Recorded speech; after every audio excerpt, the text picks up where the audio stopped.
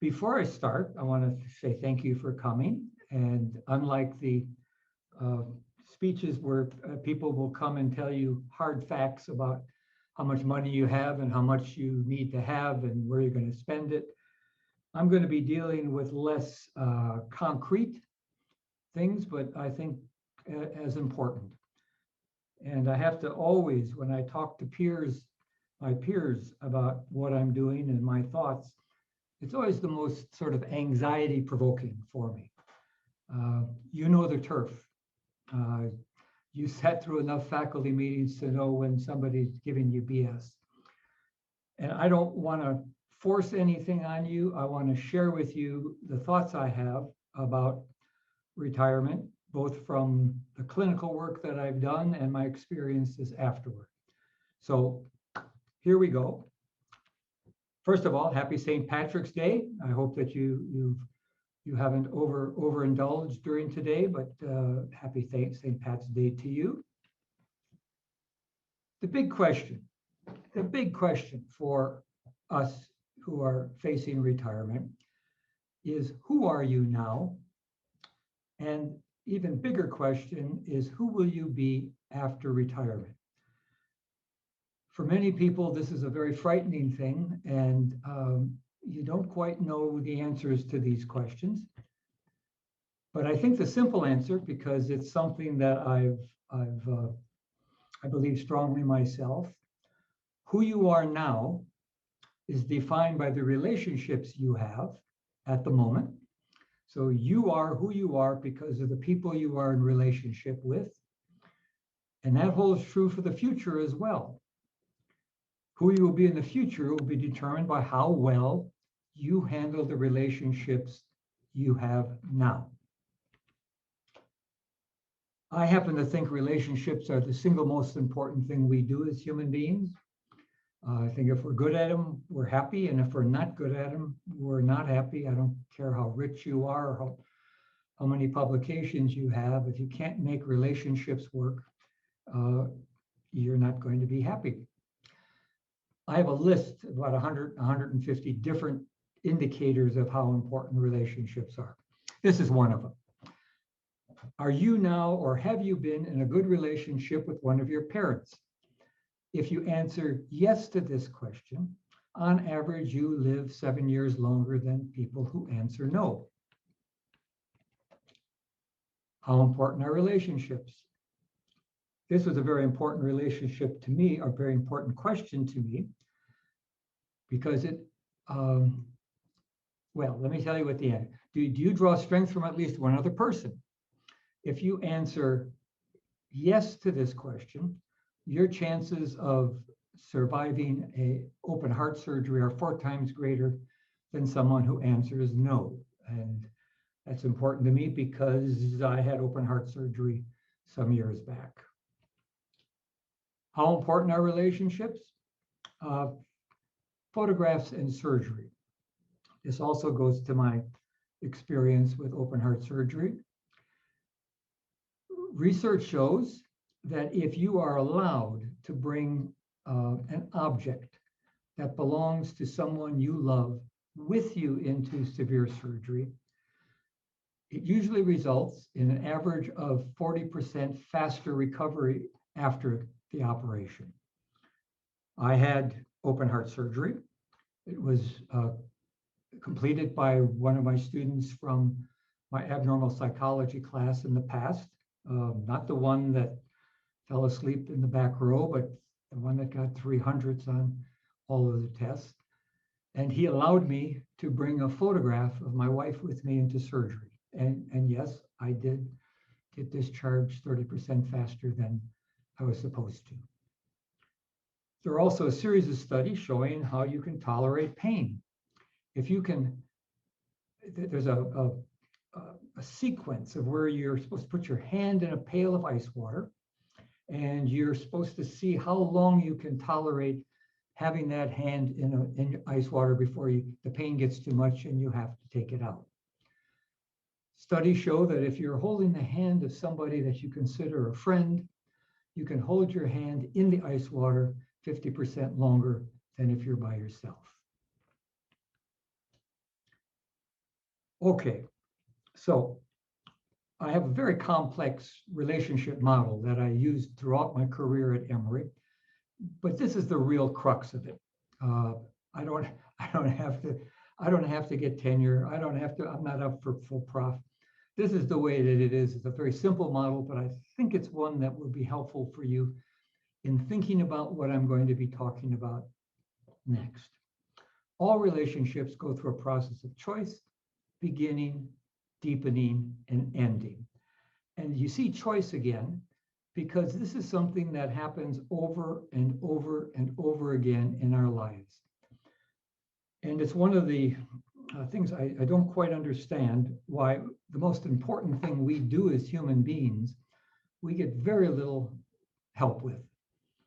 There may be one or two of you who have taken a course on how to successfully relate to others, but most people haven't. And most of us do okay with choosing. I of course, in my career as a clinician, have worked with people who have trouble at the choice and beginning phase of relationships, severely disturbed adolescents, schizophrenics, massively depressed people. But most of us have no trouble with the choice phase, choosing to relate, and then beginning a relationship. Although even the beginning part, which is something that was taught to us, is now been blown to hell by the pandemic, because we used to have an overlearned way of beginning a relationship, and that was sticking your hand out, smiling, looking at someone in the eye and saying, "Hi, I'm Steve Nowicki," followed by small talk. And we all knew how to do that. We've done that thousands, hundreds of thousands of times in our life. But even that now, watching people try and connect at the beginning of a relationship is like watching a modern dance recital, elbows and knees and heads turning away. So we have problems with that now. Most of us get through the deepening part. We know how to make friends and we know how to connect with other people. There are some people that don't know how to do that. And if the truth were told, if somebody asked you how you got your friends so that they could get some friends, you'd probably be hard pressed to come up with something concrete that you could tell them. I mean, you could say, find somebody with the same interests, find somebody who from the same area of the country, whatever. But the truth is, we meet 50,000 people or so in our lifetime, and only a handful ever get into deep relationships with us. And how those people got close to us, while the other 49,950 are kept at a distance, we really don't know. Okay? And germane to what we're going to be talking about today with retirement, we all have trouble ending relationships. We don't like to end relationships. We avoid ending relationships, and the basic way we do that is by getting busy or by getting angry. I have taught a relationship seminar at Emory for decades. I take a group of second semester seniors, and we read all the relevant literature and research and so on. But the core of the course is a simply stated goal that they have difficulty doing, but if they do it right, they learn more than what all the literature could tell them. I tell them to end their time at Emory in the best possible way. That they have a very unique situation. Emory is a liberal arts college. The United States is the only country in the world that has liberal arts colleges, where you get 4 years to figure out what your major is and do other things. And you're ending that at graduation, you know the date. So each week, all I want you to do is complete a diary in which you tell me what you've done this week in order to end well with your time at Emory. And they all get on it. But at the end of the first week, I start getting emails. Well, what do you mean end well? What should I do? Is there a checklist? Should I make a bucket list? And therein lies perhaps the most important thing I try to teach them, that to end well is difficult, and that you need to become aware of how you relate so that you can look back over the relationships you have. That's the only time you can look back, is when you're ending, to see what you did right and what you did wrong, so that you can learn to apply what knowledge you've gained to the choice and beginning of your next set of relationships. And that's a difficult thing for them and for all of us to do. Okay. All right. Are there any questions? Does anybody have any trouble with that start? The idea of relationships and the idea that they're important in our lives, and that we don't quite think about them as much as we should, and that we don't care for endings very much. Is that feel all right? It's a new idea maybe for some of you. Wish I was in person. Any questions up there? Gray, anything? I don't see any hands at this point. Okay, all right. I got to see some faces. You know, when I put the screen on, I can't see anybody, so it's very hard. Okay, I'm sharing screen, and back I go. Okay, so I'm going to go this way so I can see some faces on the right, Gray, okay?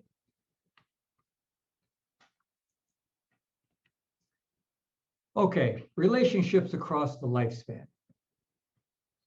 As I said, relationships are the most important thing we do. Hallmark knows that, and universities know that. If you ever, when times are good again and we can go down to CVS and spend time doing things, looking at the various counters, you'll notice the Hallmark cards that are available for birthdays are set up in a very unique way. The first one, 1, 2, 3, 4, 5, 6, 7, about to 10, 11, 12, then 16, then 21, maybe 18, then 21. And then it goes lockstep, 30, 40, 50, 60. Why? Because Hallmark knows, and other card companies know, that those are critical points, transition points in most adult people's lives. You don't have cards for being 33 years of age or 62 years of age. They're at these transition points, and I'll have more to say about that later. Universities, you wonder why there's sabbaticals. I loved sabbaticals. Although the hardest thing for me was when I was off a sabbatical, the first 3 weeks, I didn't know what to do, because usually at Emory, I'm always reacting to everything that's going on. And suddenly I was just sitting in my room with my word processor trying to figure out what to do. But once I got going, sabbaticals are great. And they come every 6, 7 years. Anybody ever think about why that time period is focused on? Same thing with the Hallmark people. And I'll get to why that is. Because there are adult life stages. When I went to undergraduate school and took a course in developmental psychology, the first half of the book that I was reading was between 0 and 2 years of age. The next half was between 2 and 5. The next half of what left was from 5 to 9. Next half, 9 to 12. When they got to adulthood, there were about 3 pages, with the message being, you develop at a slower and slower rate throughout your life until you get to adulthood, where you atrophy and die. And the big change that took place over the last 30 years or so is this idea of adult development. We don't stop developing as adults. We continue to develop, we continue to change, we continue to have that's the good news and the bad news, because it doesn't mean you find a place and you sort of sit there and ride that out for the rest of your life. You're always going to be going through choices, beginnings, deepenings, and endings. And each of these life stages, and we'll look back on them and see if they ring bells with you, is characterized by an era, that is, a time of relative stability of about anywhere from 6 to 9 years, a life structure within that time period made up of objects around you, cars, houses, tennis rackets, golf clubs, labs, and relationships that characterize that life structure. And then a transition, because inevitably life stages transition into another life stage, where you leave one era and you move to another. So the way I think about relationships and the way I teach it and the way I live it and understand it is that we're constantly going through these choice, beginning, deepen, and ending phases of relationships over all these different adult time periods, 30, 40, 50, 60, et cetera, et cetera. When they study these periods, this is general. You can look back with me and see if this is at all familiar with you, to you. The research suggests that when you're this first life stage, the 20s, is a struggle for autonomy and a place in the world, and where you really engage in your first marriage-like relationship and develop a dream, the dream, what it's going to be for you in your life, what you're going to be, how it's going to turn out. Inevitably, you get to 30, and there is an age 30 transition. Does the dream fit? Was it flawed? Do I need to revise my dream? And this is a crucial age, especially for women. Women, by this age 30 transition, by the way, is a world phenomenon. It's not just the United States. 30 is a crux. In the United States, for instance, now half of the babies are born after 28. 50 years ago, there was only 10%. So there's births are coming later. 30 is a biological clock. It's something, a transition takes place. You look back, see what you've done, and what happens is you go into another era, the 30s. This is a settling down time. You zero in on a more specific goal. What is it that you want to do? And here you may want to focus in on a particular research area or an area of study, or other people may want to figure they're going to be a manager, and you striving to make it. The 30s this is when we've done a lot of stuff. We're looking for prestige, autonomy, and status. These are the people. I lived in a subdivision during my 30s. I was the only professor there. These are the people that are making, pig roasts on 4th of July. They're redoing the swimming pool. They're making playground. They're doing things. They're striving to make it. They're energized.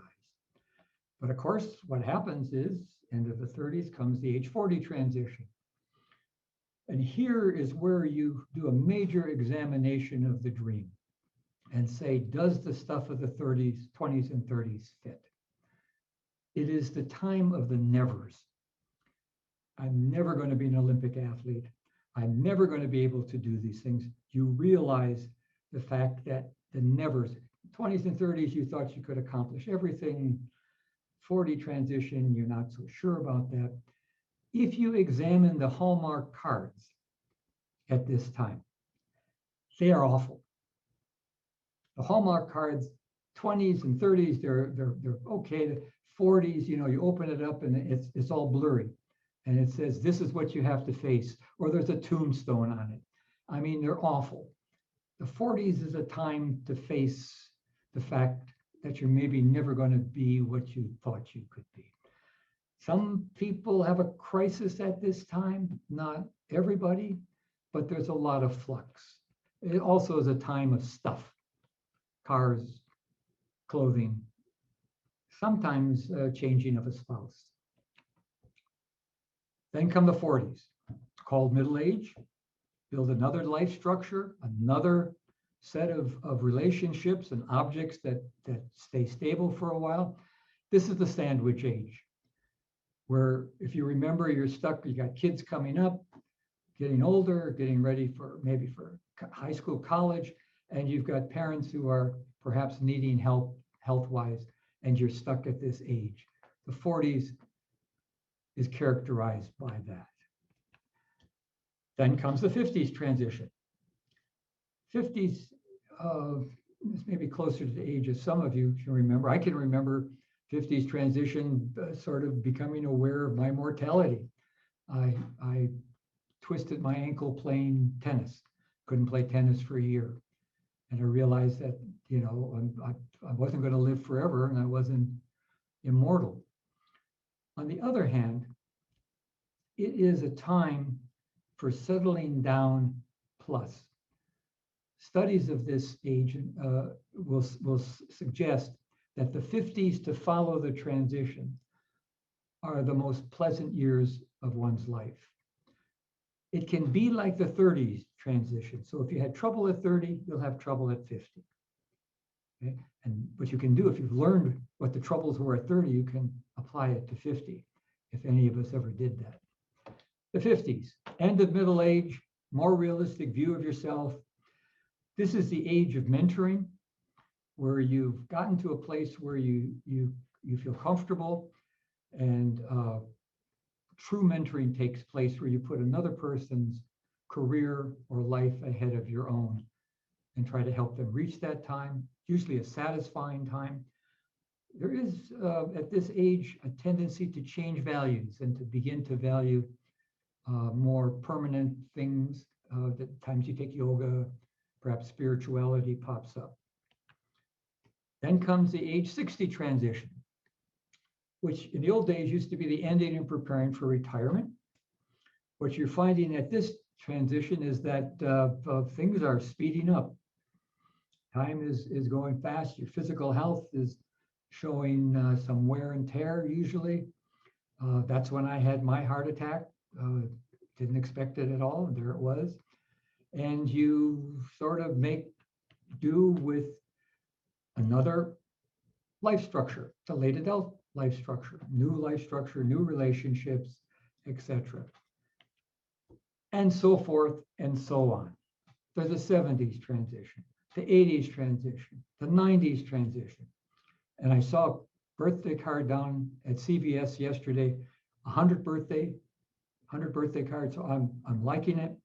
And have any of you seen Sister Jean, the mascot for Loyola basketball team? She goes through all their basketball teams. They had her on last night, 103 years old, and she's building another set of life relationships and so on with the basketball team. So, are there any questions about what I've talked about so far? I don't want to go too fast.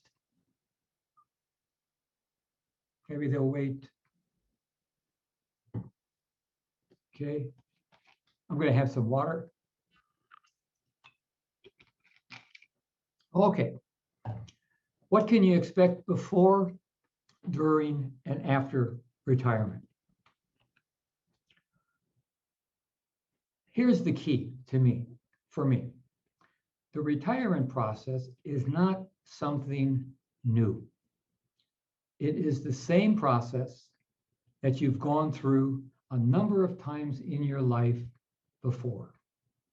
There is an ending, and you've gone through, I can name you some predictable endings.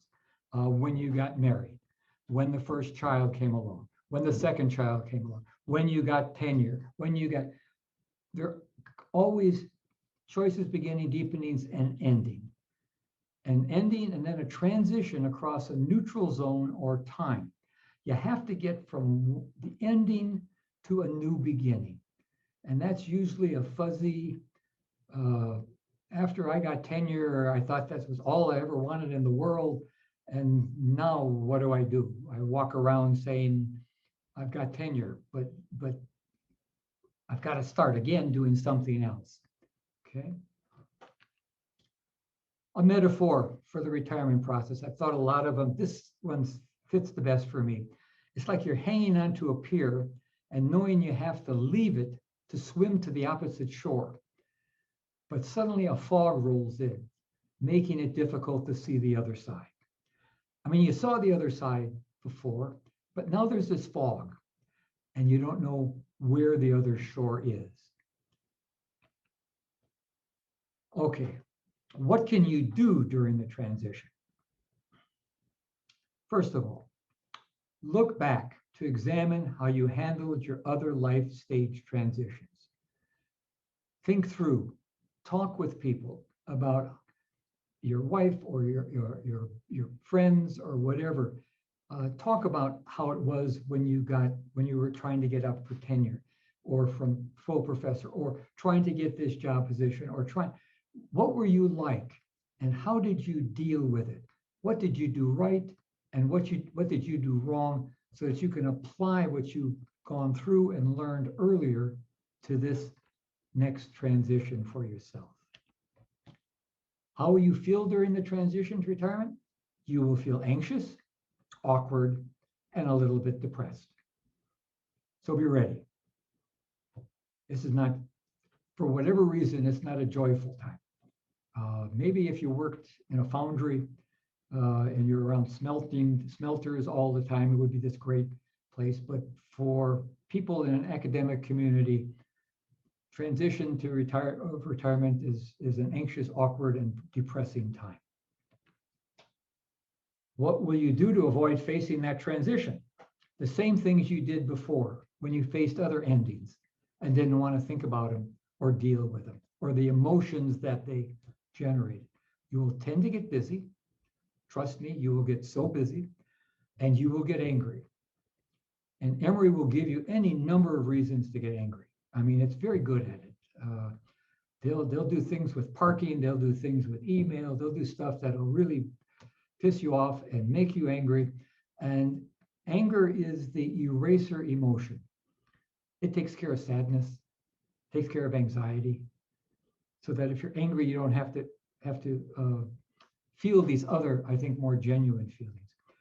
And the third thing you'll do, and this is from looking back over the last 10 years since my retirement, you'll worry about things in the future you have no control over. Not that you do have control over, that you don't have. I wonder how it'll be. I wonder if this will happen. I wonder if that will happen. And you spend all the time that you should be looking back at what you've already done to learn about yourself. You're spending it looking in the future, concerned with things that you really can't control and you don't know how they're going to turn out. So my suggestion is slow down as you enter the transition process to retirement, and stay in the present and past and not in the future. I mean, there'll be many people will come and you can talk about making sure you're financially set. But once you're financially set, and that can be done fairly quickly and fairly easily, get away from that and get back to who you are and how you've been in the past. Maybe those of you who are considering retirement, take a long look at it. Take a long trajectory to retirement. I took a 5-year trajectory. I thought about retiring and came up with a 5-year plan to make it happen. I have friends that have done 3 years, 2, the university one, so forth, had to, the year or two that they give you to make the transition. Make it a long, slow process. What else can you do? I've said this already. Look at your past transitions, what you did right, what you did wrong. Use that information for this transition. This is so very important. Find those people as you look back who have meant something to you in your life, and take the time to let them know about their impact on you by any means you can. This is what I have my students do. As they're going through the semester, And, you know, second semester seniors are the most narcissistic creatures on earth. All they think about is themselves. And I try to get them to think about not just themselves, but all the people that made it possible for them to get to where they are now. And I asked them at that time, what have you done to thank them? And usually blank stares. I met with blank stares. The biggest blank stare I got from them was when they were telling me all about all the gifts they were going to get for graduation. And I asked them what they were going to buy their parents and what they were going to give their parents for all the stuff they've done. So think about the people. That's part of the work of going back and thinking about who was part of your life. And you may find out that there are people from when you were 30 or 40 or 50 that did things that really determined a lot of what happened to you in your life for the best. Keep a diary of how you're feeling and what you're doing to end well. Doesn't have to be a novel. I sit down every day and I write a paragraph or 3 sentences, what I'm doing, how I'm doing, where I'm feeling, and so on. Because I'm in the middle right now. I'm in the 80 transition. So I'm going through wondering what I'm going to do in this next decade and evaluating that. So I keep a diary of that. Let go of some of what you are doing and stop being so busy. If you're busy all the time, you don't allow yourself the time and space for other things to bubble up within you that you might like to do or consider doing. We don't like to do that at Emory. We don't like to slow down and let things bubble up with us. Take the time to do it. If you need yoga to do it, if you need meditation to do it, long walks through Deptine Woods, but do that. What can you expect when considering the relationship you wish to have with Emory after you retire? And this is the truth. This is a truism. I can't say many things that are true. Understand it will be different from the one you have now. As soon as you are retired, it will change. Sometimes for the better, sometimes not. What's it like on the other side of retirement? You won't know until you get there, but the research says it'll be good. You will move from a time when you were always reacting, because Emory has always got pressure on you to do something, to a time when you will have to provide the impetus for your actions. Oh my, that's a tough thing for us to do, where we have to create the motion. We have to get up and come up with something ourselves rather than putting out fires, answering 50 emails. And a third truism, you will often be surprised by who will and who will not join you in your new post-retirement relationships. I will tell you seriously that you will have a whole new set of relationships. Some of them, old ones, will come along, but a lot of them will not. And it's just a truth that I've learned. What's the single most important determinant of a positive retirement transition? I've studied something called locus of control for a half a century. It basically says, do you see a connection between what you do and what happens to you? The more you see that connection, the better off you are in whatever things you do. The less you see a connection between your behavior and what happens to you, the worse are the outcomes for you personally, socially, academically, spiritually, you name it. Series of studies have shown that if you feel you are in control of the retirement process, you will have a better retirement. If you feel forced into retirement, if you feel coerced into retirement, if you hang on with all your might and feel pushed out of retirement, it bodes poorly for your post-retirement years. So take control of the retirement process if you can. Research tells the other side of retirement, rather than being at greater risk for loneliness and dissatisfaction with your social lives, older adults report greater satisfaction and fewer negative social interactions than do younger adults. We're happier. Older adults report better quality ties with their children, more positive marriages, closer friendships, and an overall greater proportion of positive versus problem-ridden relationships than middle-aged or young adults. That's pretty darn good. Why is it better? Because we've learned. We have wisdom if we take the time to learn from our experiences. Older adults engage in strategies that optimize positive social experiences and minimize negative ones by avoiding conflicts. It just ain't worth it. Let the guy go through the stop sign. Don't throw him the bird. Just count to 10 and get on your way. Social partners often reciprocate by treating older adults more positively and with greater forgiveness than they do younger adults. They're nicer to us. People are nicer to us when we're older. So my wish for you, may all your choices be good ones, all your beginnings smooth, all your deepenings meaningful, and all your endings a time to learn. So open for questions. And I see Alexander Duncan has his hand up. You mentioned the fact that we should not spend too much time looking forward, and yet you said you're concerned of what you're going to do in your 80s. It was kind of oxymoron. Don't pay attention to it, but you have to wonder about it. The things that I don't want you to spend, I'm not worrying about things I can't control. I'm not worrying about things that are going to happen. I'm spending my time, and a lot of it is I'm spending my time looking back over what I did in the 70s, when I was in my 70s. Do I want to continue doing that?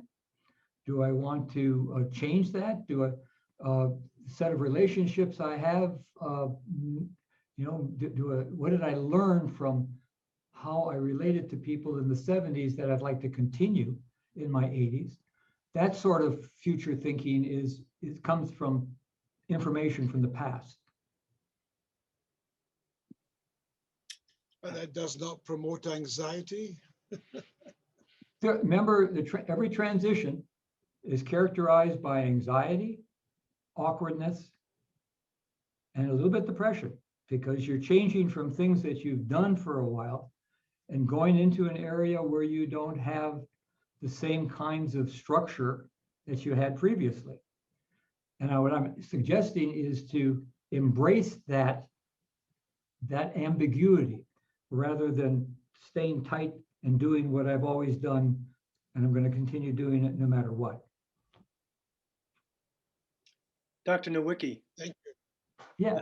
I worry about not retiring. I love what I do, but I worry about not experiencing that transition in life where I'm retired because I keep working.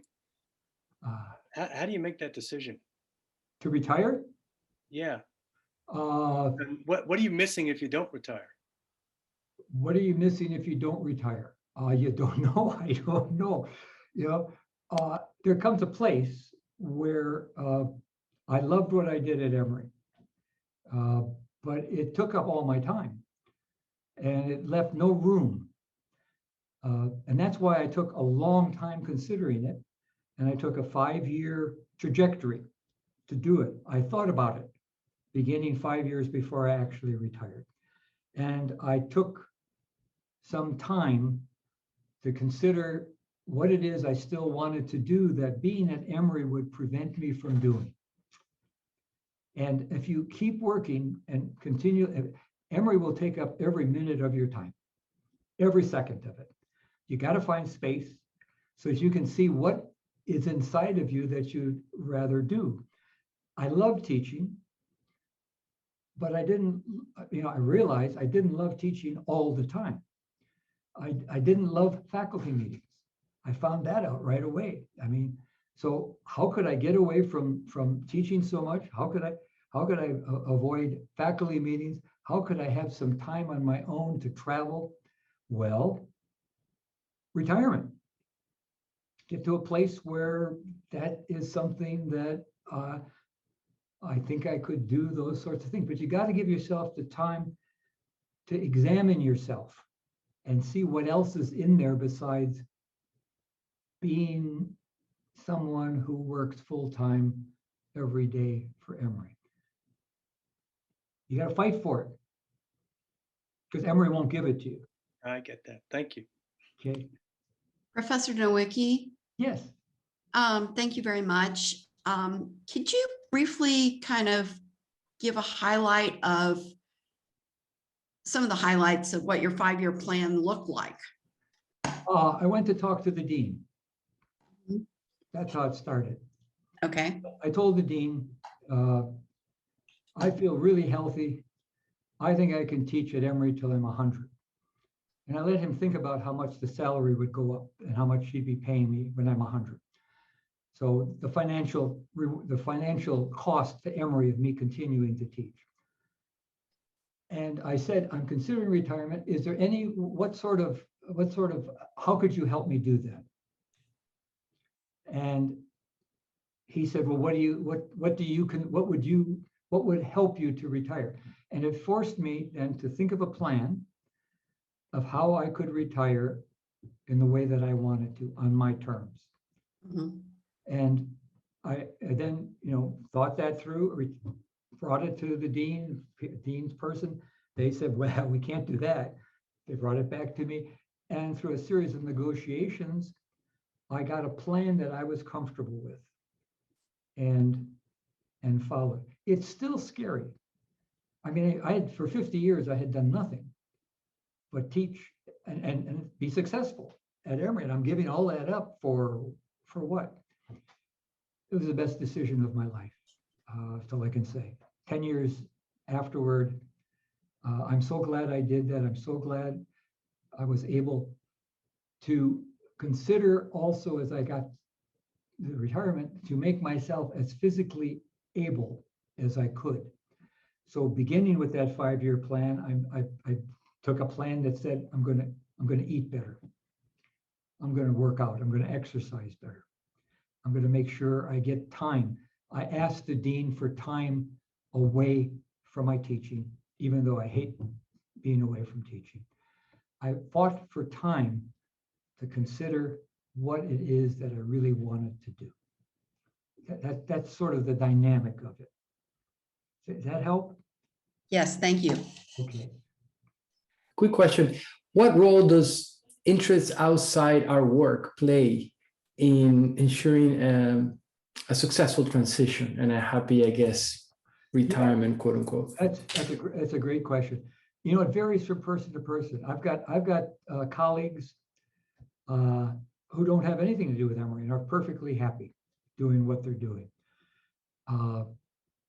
I've always had a set of outside interests. For me, it was sports. I love sports. I love golf. I love tennis. I love walking. I love hiking. And so that was something that I really wanted to do more of, rather than being pressed to fit it in with in small chunks. So I think it's up to you to consider what you feel is the right balance for you. People, and the thing is, what you'll have to deal with once you retire is I'll tell people, they say, hi, Steve, how you doing? Yeah, I heard you retired. Yeah, but I heard you're teaching. I thought you're retired. Like, I don't know what they think teaching is, or what retirement is. Do you just die? Are you put in a mold someplace that you don't move?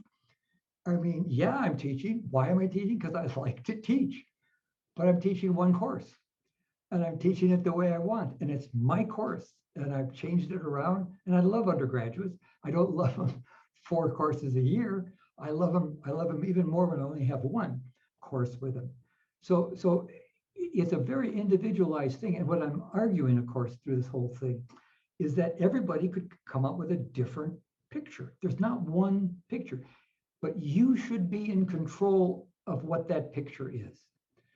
The biggest thing I've seen through the last decade of watching folks retire is that if you hang on by your fingernails and you just hate, you're doing what you're doing, but you just can't, you're free.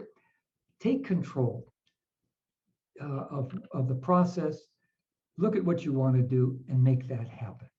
That's one of the keys to making this thing go. Does that help, Omar? Yes, very much so. Thank you. Super.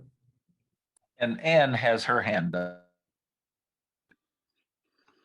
Hi, thank you very much. This has been very helpful to me personally. I'm in one of those unique positions that's part administration and part faculty. And the position. Poor thing. Let me first let me give you my condolences. Okay. Yeah. But it's also been the job that has been the kind of quintessential peak of everything I ever wanted to do. Right.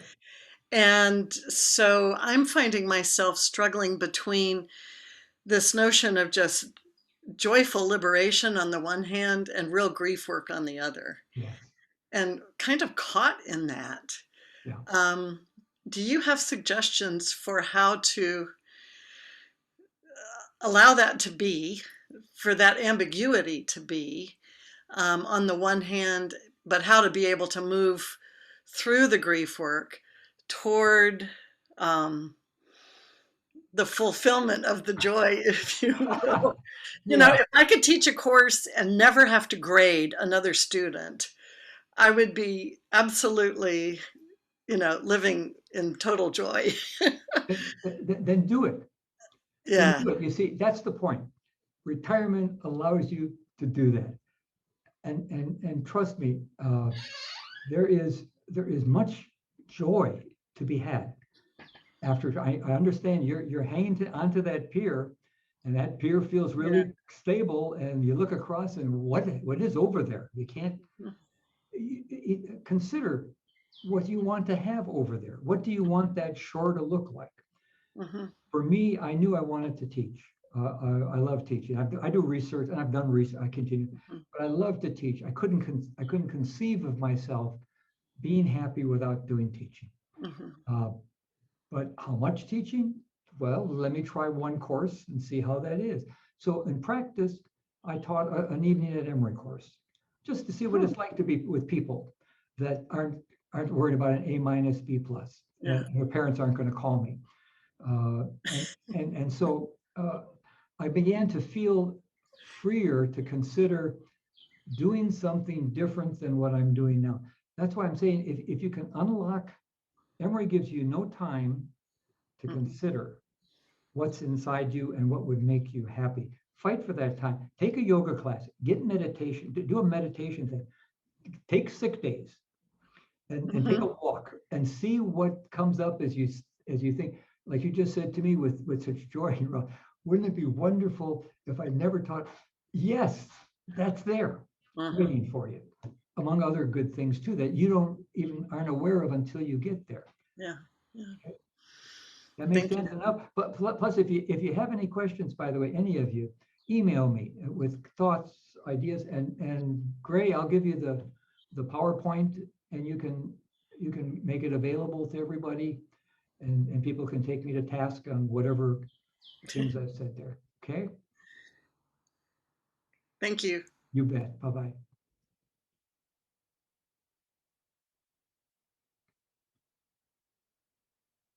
So I'll just say in relation to that, in the issue of our newsletter that came out today, there are essays written on retirement by Tom Burns and his wife, Carol Burns, who is library in the Health Sciences Library. And Tom's reflection on his retirement is actually very interesting. He talks about they moved to Duluth, Minnesota, and I can't imagine anybody wanting to go to Minnesota, but they love all these outdoor activities. And so he sent a picture of he and Carol in their snowshoes in the snow.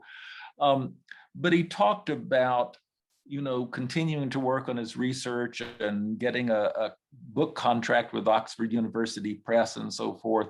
But then he started doing volunteer work with kids in underprivileged areas and so forth, and working with them. And he was working with kids, 6 to 10 years old. And of course, he'd never done that. He was in the history department teaching college.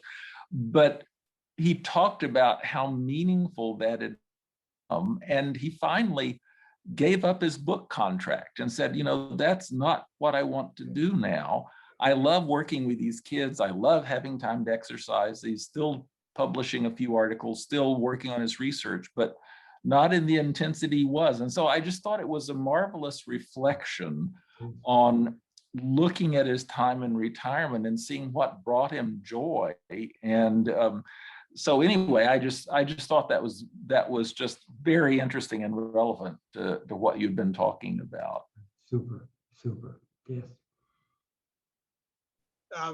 For many of us, the question is going to be, how is our health going to impact life partnership relationships?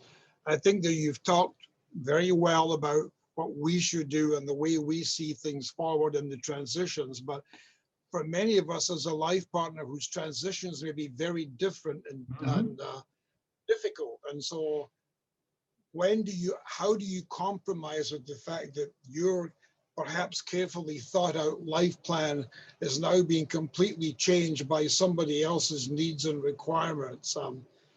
Any thoughts on that? Yeah, I mean, the idea is still the same. You make the transition to a new set of relationships and a stable way of being. When I had my heart attack and had the bypass surgery, I was an active beyond belief sports person and teaching 9 courses and doing everything. What I had to build after that was a different way of living. And my wife, by the way, it wasn't a health crisis, but she decided to be a minister. So at 60 years of age, she's going back to theology school. That relationship we had was over, had to make a transition to begin a new set of relationships with one another and the people around us. That is never ending. Physical health can throw monkey wrenches into things any place in the process, but that can happen anywhere in life. It happens more often with us being older. But I think it's a negotiation to try to find a stable way of being with the people who are important in your life. The key to retirement, the key to happiness, the key to good endings and good beginnings are the relationships you have around you. And how can you make them work so that they're stable and satisfying to both of you? And that never ends. That's going on all the time.